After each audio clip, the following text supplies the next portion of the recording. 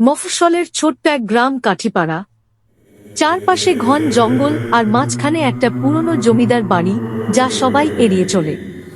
গ্রামের মানুষের বিশ্বাস ওই বাড়িতে একটা আয়না আছে, যার মধ্যে বাস করে এক ভয়ঙ্কর জিন। শহর থেকে ছুটি নিয়ে একদিন রাফি নামের এক ছেলে তার দাদার বাড়িতে বেড়াতে আসে। রাফি সাহসী, কিন্তু সে কখনো ভাবেনি এই বাড়ির আড়ালে এমন কিছু থাকবে। একদিন বাড়ির পাশ দিয়ে হাঁটতে হাঁটতে রাফির নজর পড়ে একটা পুরনো ভাঙা আয়নার দিকে, যা ভাঙা জানালার ভিতর ঝুলছে। রাফি আয়নায় নিজের মুখ দেখে হঠাৎ বিস্মিত হয়। আয়নার ছবি হাসছে, কিন্তু রাফি তো হাসছিল না। সেই সময় ঠান্ডা একটা বাতাস চলে আসে, আর আয়নার কাঁচে একটা লাইন দেখা যায়, তুই আমার খেলনা।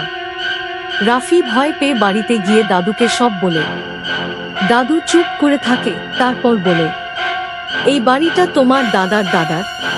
অনেক বছর আগে এখানে এক তান্ত্রিক এসে একটা আয়না রেখে গিয়েছিল।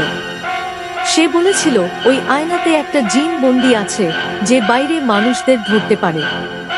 রাফি কানে বিশ্বাস করতে পারছিল না। রাতের বেলা ঘুমও হচ্ছিল না তার। পরদিন সাহস করে আবার সেই আয়নার সামনে যায় রাফি। আয়নার সামনে দাঁড়িয়ে সে বলল, তুই কে? আয়না কেঁপে ওঠে, আর এবার রাফি দেখে আয়নায় তার নিজের ছায়া নয়, বরং একটা লালচে ভয়ঙ্কর চোখের ছায়া। সেই ছায়া বলল, আমার নাম রিমজিন। আমি এক তান্ত্রিক। আমাকে এখানে বন্দী করা হয়েছে। এখন তুই আমাকে মুক্ত করবে।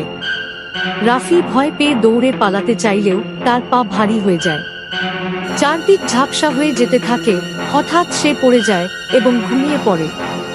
চোখ খুলে সে বুঝতে পারে সে আর বাস্তবে নেই, সে এখন আয়নার ভিতরে বন্দী। আয়নার ভিতর থেকে রাফি দেখে তার নিজের দেহ দিয়ে জিনটা ঘুরে বেড়াচ্ছে।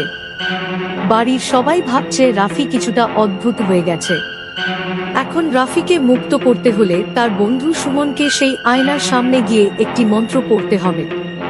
কিন্তু প্রশ্ন হলো, সেই মন্ত্র কে জানে? আর এই খেলায় জিনের আসল উদ্দেশ্য